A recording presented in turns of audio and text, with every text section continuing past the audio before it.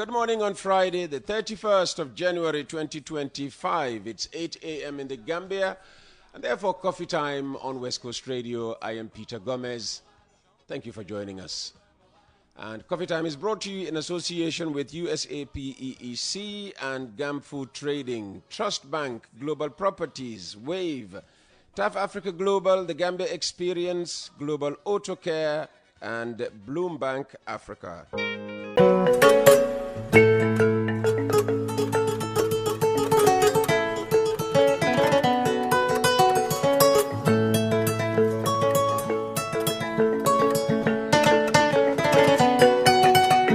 Introduce my guest. The Honorable Yaya Menteng Sanyang is the National Assembly member representing Latrikunda Sabiji in the 6th Legislature. I last spoke to him on radio almost 2 years ago on the 3rd of February 2023. It was on the telephone then.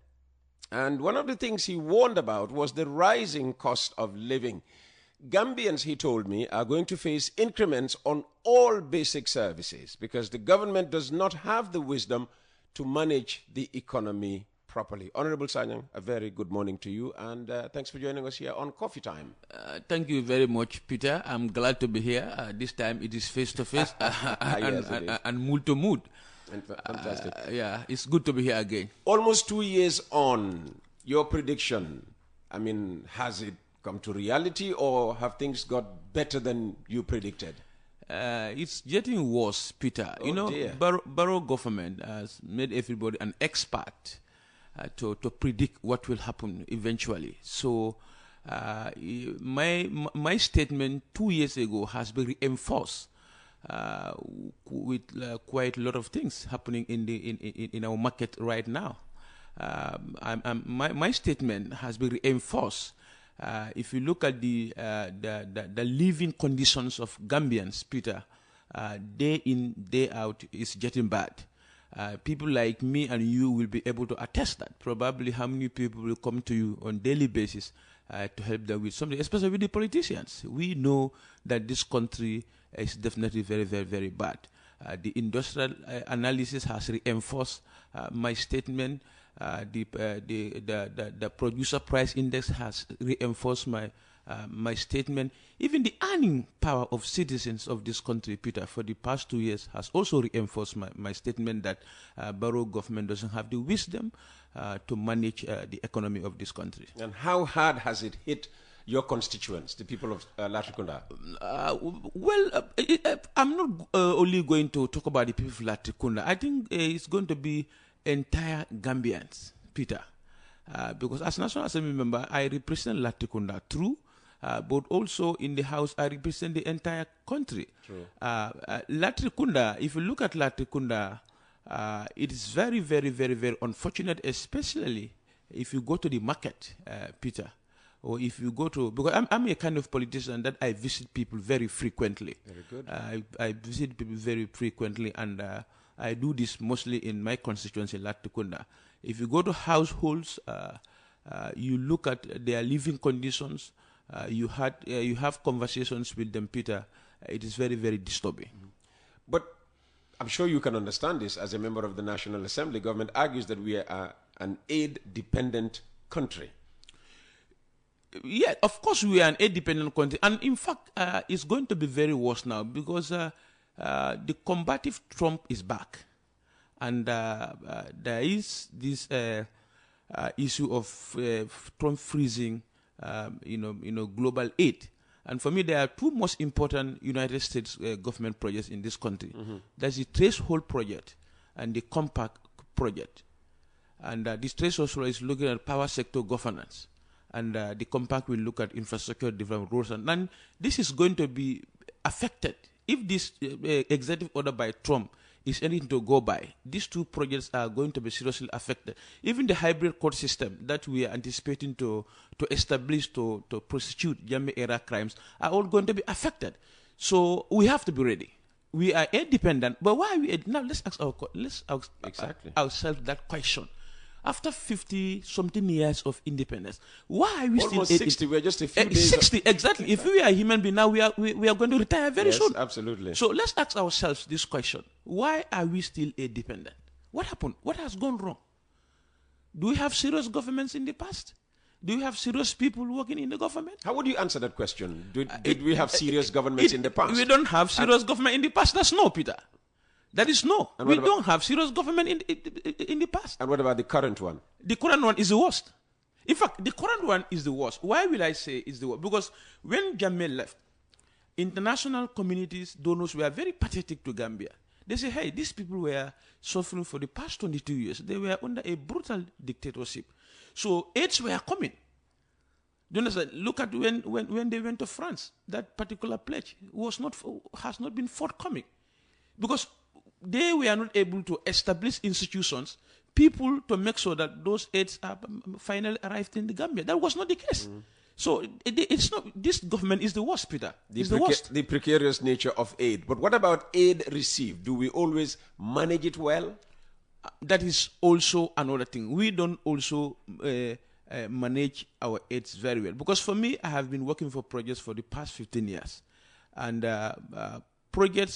most of the projects fail because we don't put mechanism in place how to sustain the project when the projects are phased out.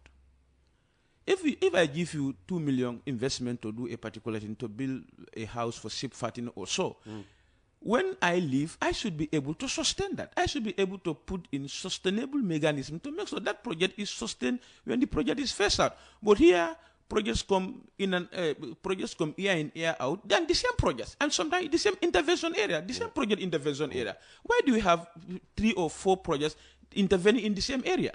What happened to the first intervention? So projects keep failing. Like we have in Chairman. Exactly. Chairman Health Center. Exactly. The diaspora club want to do something. Exactly. Government comes and says no. Because everything in this country now is politics. They thought that the diaspora community were going to dwarf their significance in that particular part of the country. And that's not the case. If you travel all over the world, sometimes these community initiatives is what in fact develop the communities. But it's very unfortunate. All right. Honorable Yaya Menteng Sanyang is our guest for the whole hour. Let me take up one of the standard headlines with you, Honorable Yaya Menteng Sanyang. Foreign Affairs Ministry updates National Assembly on plans to open new embassies. What were you told? This is exactly, actually, I was not in this committee, but this update, we were updated some time ago. So this other latest update is the interaction with the Foreign Affairs Committee. Yeah. This will still give us the belief that the government is not still serious to manage the affairs of this country.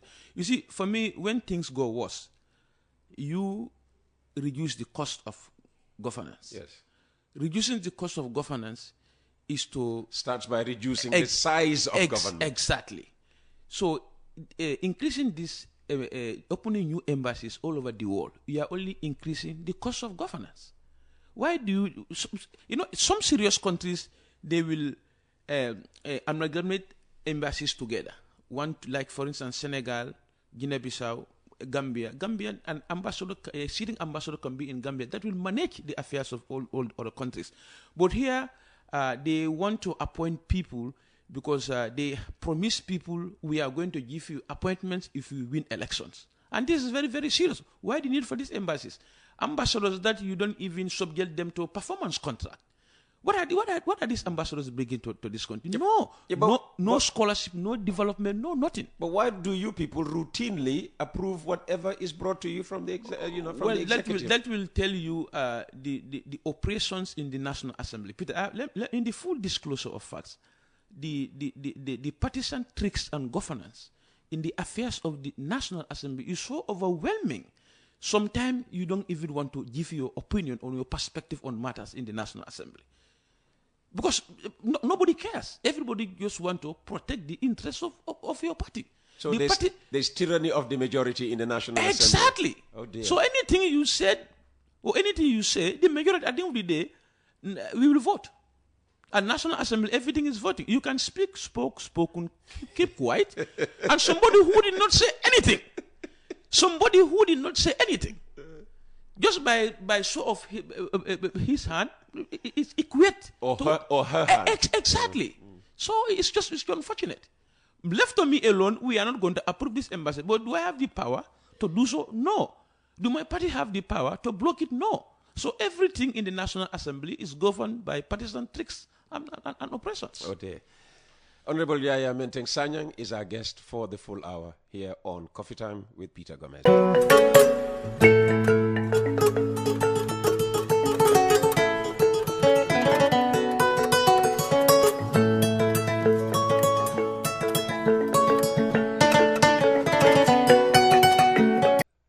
It's Friday, the 31st of January 2025. It's Coffee Time with Peter Gomez, and we are with the Honorable Member for Latrikunda, Honorable Yaya Menteng Sanyang. I'm not sure whether you'll be attracted by the headline or distracted by it, but the Point newspaper tells us this morning that Barrow has said thus: I will contest next presidential election and win by a large margin. What do you make of this? What do you make of this third term debate? Well, for Barrow to say something like that, Peter, that is his business. That is his business. In other words, we expect him to say such a thing. Exactly. Okay. If you ask me, Peter, let him come. One thing I know and is established. He says he's going to win by a large margin. NPP is an opposition in waiting. You understand what I mean? They are an opposition in waiting. Whether Barrow likes these facts or appreciate the facts around this narration. But when will they be pushed into the opposition ranks? After 2026 presidential election, they'll be opposition. That's why I say they're opposition in waiting.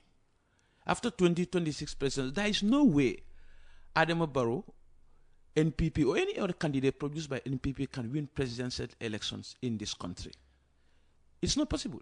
A recent survey established that the UDP has never even won 40% of the vote. So how can a party that is yet to crack 40% think that they can be in government? Peter, let me tell you one thing about Gambian politics. You see?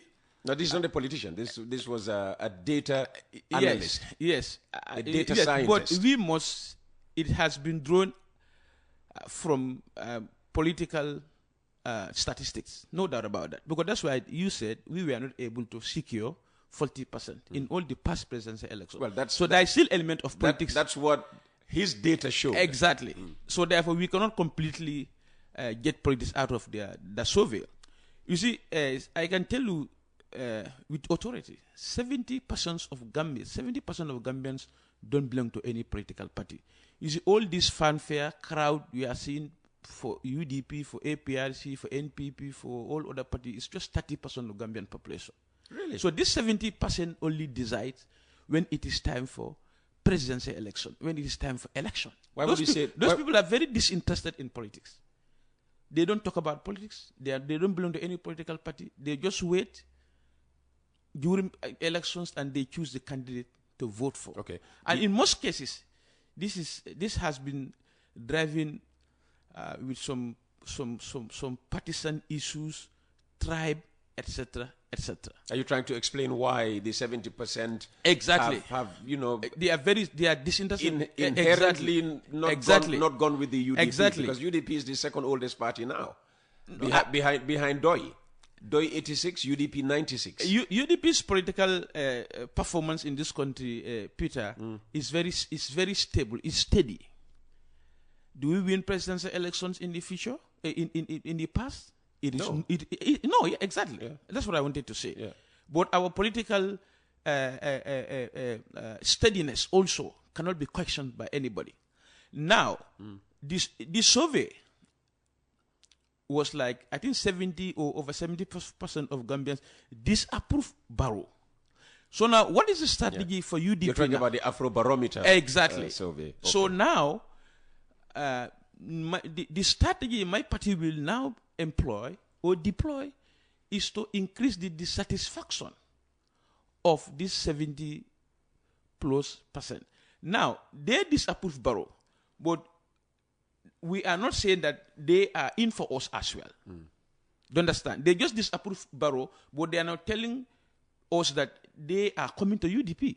So now it is our strategy now to increase the dissatisfaction of these people so that they can appreciate UDP and vote for UDP in the next presidential election. So for Barrow to say he's going to win 2026 presidential election is just a fallacy. Is that and every politician is that a good strategy? Because if you increase my dissatisfaction about Barrow and NPP, I will see you even worse than Barrow. No. You are dissatisfied. Yes. Do you understand? Yes. I'm not going to. So I need somebody to come and assuage whatever my worries are, not to add to them. When I'm increasing your dissatisfaction, yeah, I'm not trying to make any exaggeration. What I will do is to show you the incompetence of NPP and Barrow government.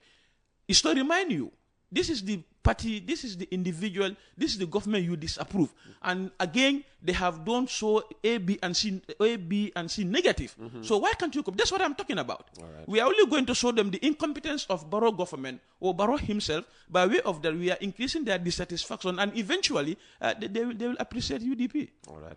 Let's go on now to reports. Now, this year marks a grim anniversary in the history of this country. 25 years since Gambian security forces fired live ammunition on student protesters, resulting in the death of more than a dozen students and a journalist, and injuries to dozens more. The dates April 10 and 11, 2000 ought therefore never to be forgotten. And one local NGO is playing its part to ensure those brutalities of the Jammeh government are never shut out. Esaba's report begins with the frustrations of an April 10-11 survivor. If you look at the recommendations itself, there are some recommendations that you don't need a lot of processes to implement. But if you look at the pace of the implementation, I'm not really impressed about it. I'm sure that the victims are not impressed about it.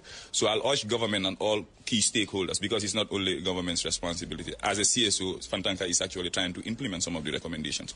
As highlighted by Tijan Jau, victim of the Jammeh regime and advocacy coordinator of Fantanka, the organization, in a bid to complement efforts of the government in the implementation of the TRRC recommendations, has over the years been involved in numerous activities around the Gambia to honor the memories of the victims of the Jammeh regime.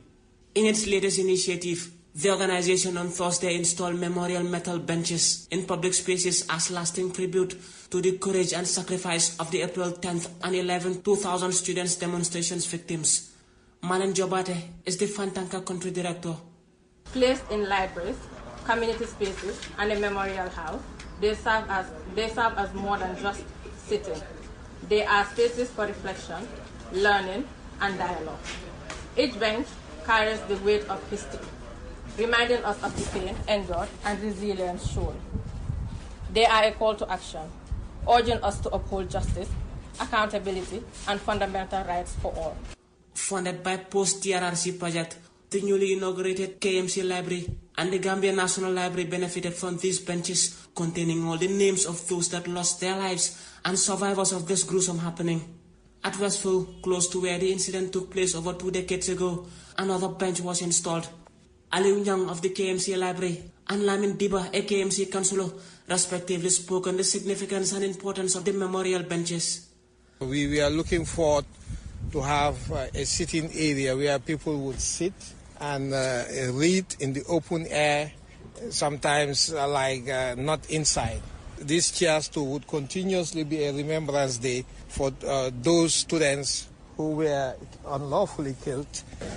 Today some of them are holding a very significant position in the government today, but some are sitting at home with pain, all right? They have no other help, they are sitting at home with pain with their parents. But, I think this is a very significant day, and it's very, very important for us to remember those guys, what has happened to those young guys.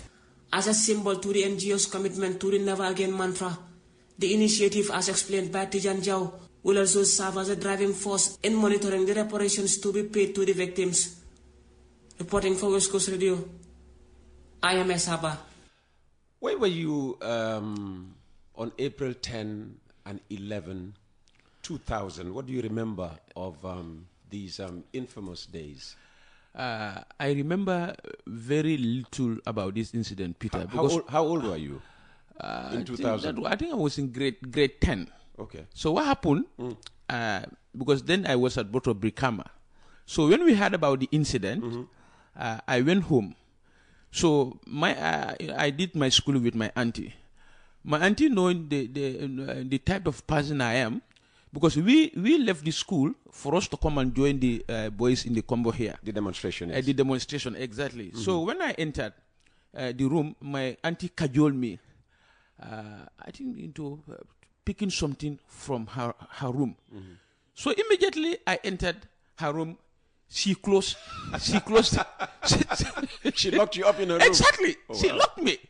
So I was there for more than, I think, 3-4 hours. I'm telling you. Oh, wow. She was like, "You will never go out. You are not coming out from this house." She might have saved your life, you know. Exactly. So I think she saved my life, because basically our intention was from home we were coming to join the demonstrations in the combo here. But that's when my auntie did. So that's why I remember very little about this particular. Did you lose a friend? Did you lose a friend in the incident of the 14 or so who died? Was no, any of them? I don't lose any friend, a close friend, definitely, and I don't even know them. But with solidarity. I show solidarity to them. So we are all students at the time, so that solidarity is there, and it's very, very, very unfortunate. But to answer your question, I remember very little about this incident because I was locked in the room. The TRRC and its recommendations, would be known to every member of the National Assembly. The question now is, it's taken so long to make a move on the recommendations. You might have heard the Attorney General, Minister of Justice on this program last Tuesday. What do you think? I mean, what is the problem with really? There is no political will to implement strictly this TRRC recommendation. You see, NPP and Barrow government, they're still looking for votes. And if they don't stop this, they will never do anything serious. Yeah, but how is dragging their feet on the recommendations of the TRRC going to win them any votes? Yeah, because they feel that if they start recommendation, implementing the recommendation of the TRRC, it's going to affect some voters. You see, the situation is like this. There are victims, there are perpetrators. Of course. Do you understand? Wherever you have a victim, there's a perpetrator. Exactly. Yeah. So for them, they are like implementing this TRC recommendation is going to inconvenience quite a lot of Gambians, especially the families of the perpetrators. They don't care the victims anymore. The victims are dead. They cannot vote, even though the victim families are still in the Gambia. But in the larger part, it's like for them, they are thinking the perpetrator's family are larger than the victim's family. So implementing these recommendations, we are going to affect our voter base. Then the question now is, why are they not still implementing it? Why are they not serious about implementing the TRC recommendations? After government has injected over how many millions into the TRC process? And that will also remind me back to the same constitutional process. So it's like we will waste taxpayers' money into a national process. And the conclusion of that national process is never going to be implemented. And that is the trademark of Barrow government. And I will keep reminding you that despite all of you knowing this, every time they come for more money, with more projects, with more ideas about expanding government, they win approval. Yes, if you pay attention to details and explanations at the beginning of the conversation. I know where you're going. I know exactly. They have the majority. And exactly. We spoke against it. Seriously. We spoke against it, but at the end of the day, they will vote it. They have the majority in the House. So, and we cannot do anything about the majority. They keep dwarfing us. Any process, anything, even they know this is not good for the country, but it is government interest. Do you think they know? Do you think they know? I think of course, they know. They know this is bad for the country, but they still go ahead with it. They just have the directive from the government. This is what we want. Oh dear. They feel that they are affiliated to government. They cannot say no to government. So it's going to be very interesting, especially this last 2 years of the National Assembly. All right, let's move on to our next report. As tomorrow is another Set Settle day, you lead Set Settle, undertakings in your constituency. Yes, we do, but it's been a while now. I remember when I became National Assembly, we did this activity 2 times. But we stopped it because of lack of resources. Sometimes I have to spend a lot in each of those activities, so we discontinue. You can take that money from your constituency development fund. No, constituency development fund is not disbursed like that, Peter. Constituency Development Fund is disposed annual basis, and you cannot even direct it to this type of activities. You cannot direct it to this type of activities. In fact, National Assembly member, you don't lay hand on the constituency development. Who does then? No, you just make proposal and send it to the National Assembly Contracts Committee, who will identify you if it is services, who will identify a contractor for you if it is contract, or who will identify supplies for you if it is a supplier. The money doesn't sit into your account. You only identify services, contract, or supplies, and send it to the National Assembly. Then by way of a transparent procurement process, they will be invited, bidders will be invited. The only thing that I can remember, they'll just call you. If they do all their necessary processes, then a particular supplier or contractor will call you. I'm the one identified to do A, B, and C in your constituency. Let's go back to the talk just given by Imam Sheikh Tijan Cham. He talks about Islam, protecting the environment, protecting flora and fauna. But increasingly, we have seen forest parks, nature reserves being de-gazetted for all sorts of reasons. You have an issue in your own constituency, that is Abuko Nature Reserve. I agree with you. To reinforce what the Imam said, true Islam is the complete way of life. It covers everything: environment, social, political, economic, etc., etc. Now, this degazetting approach in my constituency, which affects Abuko Nature Reserve, I am paying every attention. All details and explanation around this process. Knowing the criminal intent and breach, this government is notorious. Criminal? Yes, criminal intent and breach, they are notorious of. So they are committing crimes? Yeah, of course, they are committing. Do they know they are? They do. It's deliberate. Oh dear. It's deliberate. Okay. They commit these crimes with clear mens rea. They have the intention to do so, and they do it, and scot-free. Now, the minister said they want to degazette this part of Abuko Nature Reserve and commit it to the community for certain development in the community. But as I said, knowing their criminal intent and breach they are notorious of, I also have a committee parallel to what they have formed at the ministry. They form a committee in the ministry. Myself, I am part of that committee, and in fact leading the committee to develop a budget to fence the Abuko Nature Reserve. But I respectfully decline that invitation, because I told them I am the chairperson of government projects monitoring and implementation in the National Assembly. So if I commit myself to raise a budget for a future government project, and I should go and monitor that project, I told the minister and the permanent secretary, I cannot. That's a conflict. You guys can do and raise the contractors, the consultants through your procurement process. But myself, because they want to rely on me as an engineer, because my background is engineering as well. So they said I should be able to develop that particular budget to fence the Abuko Nature Reserve, because there is a project at the Ministry of Environment. But as I told you, but that sounds very good. If they're going to fence it, it means they're going to protect. Yes, that is good. What is left of the that is good. Area. But what the question now is, the issue for determination before me: how many hectares are they going to fence out of the existing hectares? And what happens to the remainder in case something exactly. There can be 3,000 hectares and you come and fence only 1,500. True. What happened in the remaining 5? That's why I'm worried about that project, and I'm paying attention to all. Do we know what the size of Abuko, whatever is left of it now, is that we need to protect completely?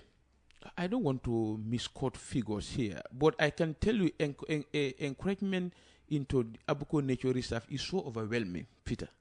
It is indeed, because the last presentation that the director of Parks and Wildlife did before us is like there has been a serious, consistent encouragement into the Abuko Nature Reserve. Well, apparently we can take it back. Exactly. Because if government can go to Sanyang and take back land from 461 homes, We could do the same for Abuko. Exactly. So that's why I said I established that they have criminal intent and breach all the time. So this particular Abuko Nature Reserve, the gazetting, they are on the process. They said goodwill to commit part of the land to the to the community for development, but that's not going to be the case. They will do this and eventually revert the ownership of land from the community to the same government, and now they can now invite the investors to come and exploit that land. So that's the only concern I have about this very good intent they have for the community. Not only the National Assembly member, the community of Abuko are against. Of course, the boys are against. Okay. The boys are against it. All right. Now, agriculture and the planting of trees, we just learned, are considered in Islam as very noble jobs. But do Gambian farmers always feel they are respected for the work they do, especially on the part of the authorities? Well, Esaba has been speaking to a farmer leader who blames farmer-unfriendly policies for ruining agriculture. Alongside tourism and remittances, the Gambia's economy relies heavily on agriculture. However, it's no secret that this sector continues to be confronted with never-ending challenges, which is leading to widespread poverty among one of the key players in the sector, the farmers. According to the International Fund for Agricultural Development, IFAD, farmers and agriculture workers, especially women and young people, form a large part of the poor and extremely poor. This phenomenon is blamed on poor harvest after high investments on seeds, fertilizer and other farming tools, and allegedly low prices from the government for the purchase of the harvest. Weeks after expressing his frustrations on the difficult groundnut season, which he linked to the inadequate support of farmers by the government, Amadou Bah, secretary of the Master Farmers Cooperative Association, warns that groundnut cultivation this coming season will be very minimal due to the rising cost of groundnut seeds. Esa, if they don't mind, next year, groundnut cultivation will be very, very minimal because of it's so expensive to have seeds. We have found out that the seeds which we should buy for our season, our third season, by this time, it's costing almost $7,000 per bag. The bags we use for those 70 kilos bags.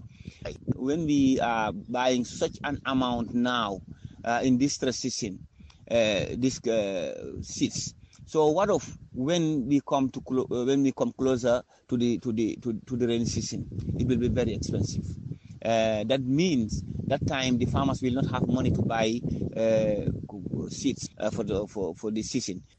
Mr. Bah made this appeal to the government after stressing on the potential groundnut seed prices. Let them buy the nuts, the good nuts in the Gambia, and keep them. That when we are closer to the season, they can bring it out and sell it to farmers in a minimal price, so that we can go back to the farm. Without that, many farmers next year might not be able to cultivate groundnut because they will not acquire the seeds.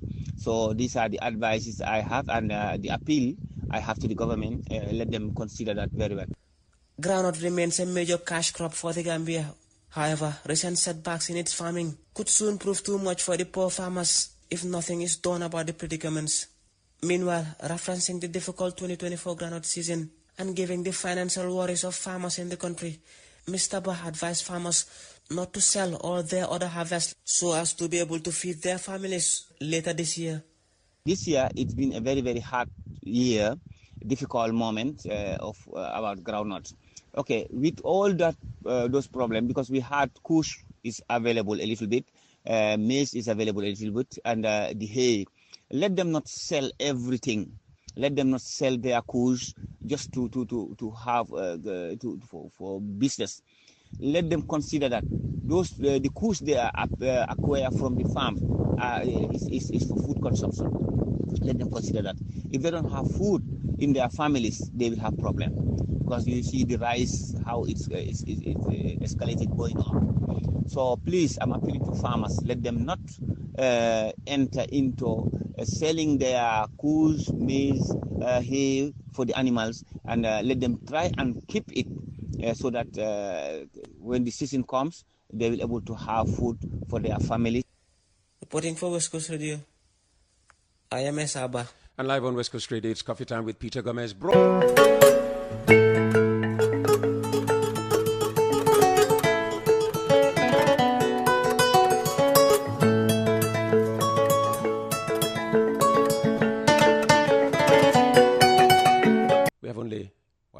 minutes remaining.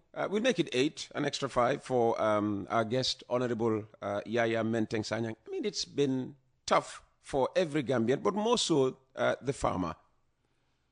What do you think about the government's, treatment of farmers in this country and agriculture? Government treatment of farmers plus agriculture is very insufficient, and they are not showing any seriousness to manage farmers and to manage agriculture. First, you start from the minister who has no knowledge about agriculture, even basic. Well, he explains that. He says he was not appointed to be a farmer. He was appointed to head a ministry. No, but that's serious. He doesn't have to be a farmer first. That is insult to the intelligence, to the collective intelligence of Gambians. For me, every minister should have a very good background to the particular ministry you are managing. So that's not an excuse, and that's what I keep telling him. Stop giving tractors to farmers.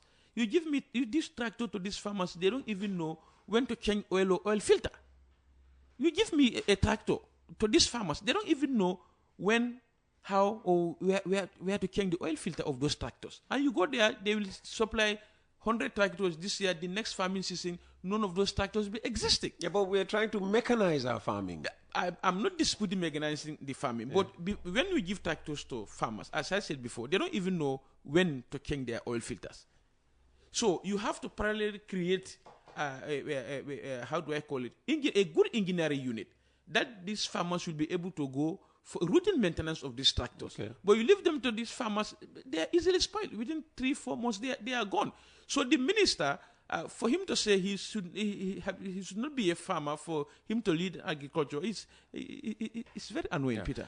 But what's your response to the groundnut trade season, the way it's gone? It is with access to money. It is very, very bad. In fact, I sit in the agriculture committee of the National Assembly. We're supposed to go for tour, conduct a tour to this farmer selling spots and do some interactions with them.